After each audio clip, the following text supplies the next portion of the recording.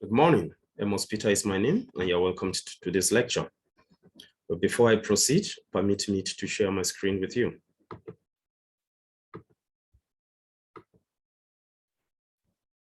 Now, while the class is going on, please, you should not forget to make use of the chat feature within the Zoom environment to ask your question.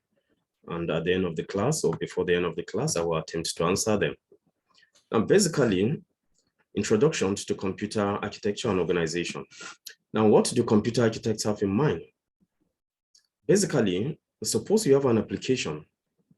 For example, you intend to browse the internet, or you want to play a video using your Windows Media Player or the VLC Media Player, or you want to calculate a spreadsheet using an Excel application.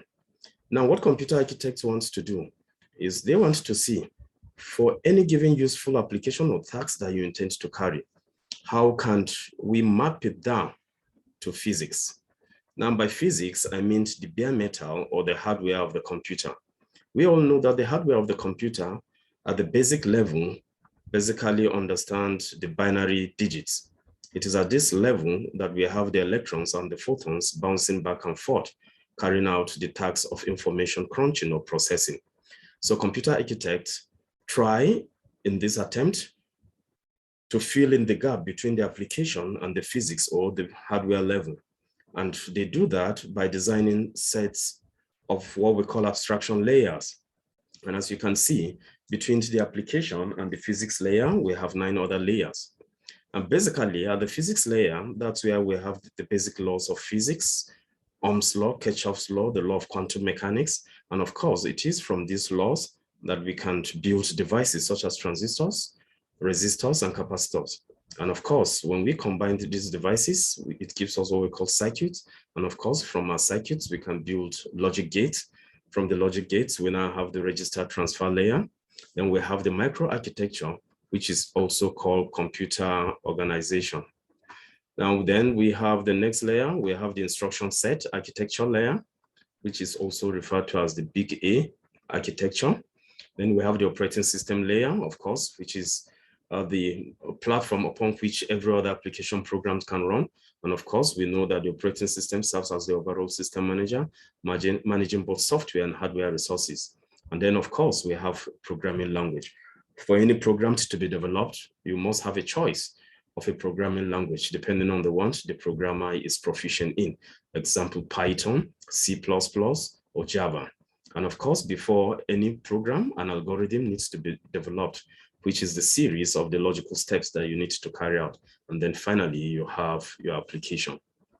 Now, in the next slide, we shall see the brief definitions of what computer organization is. Computer architecture. Computer architecture can be defined as a set of rules and methods which specifies the functionality, organization, and implementation of a computer system. An alternative definition is that a computer architecture can also be seen as a specification which details how a set of hardware and software technology interacts in order to form a computer system. Computer organization, on the other hand, refers to the individual operational units of the computer systems and their interconnections in such a way that we can realize the architectural specifications that has been carried out during the architectural design. So generally, in a broader sense, you can view computer architecture as the design of the abstraction or implementation layer that enables us to carry information processing tasks efficiently using manufacturing technology. And since I mentioned abstraction, what do we mean by the term abstraction?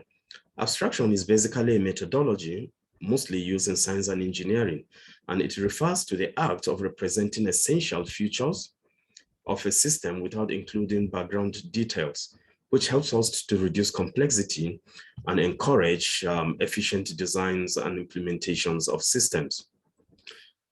Now, in the next slide, we shall attempt quickly to see the differences between computer architecture and computer organization. And we are going to make use of 5 important indices. Now, the first one is in terms of purpose. In terms of purpose, you can see that the major purpose of computer architecture is that computer architecture tries to explain what the computer system should do, while organization is mostly concerned about how the system should go about doing what it has been specified to do in the architectural design. While on the other hand, in terms of target, computer architecture deals with the functional behavior of the computer system, while organization is concerned about structure and the arrangement and the interconnections of the various parts of the computer system. Based on design, computer architecture focuses on high-level design issues, while organization is concerned about more details, micro details, to even right to the design of the smaller data parts that interconnects processors and the other hardware devices in the computer system. The actors in computer architecture are the hardware, while organization were mostly concerned about performance and speed and optimizations of the computer system. While in terms of order, of course, computer architecture is done first, while organization is now done second in order to implement the architectural specification or design that has been carried out in the system to design. So basically, in a nutshell, this is what computer architecture and organization is all about. And it's very, very important while designing computer systems.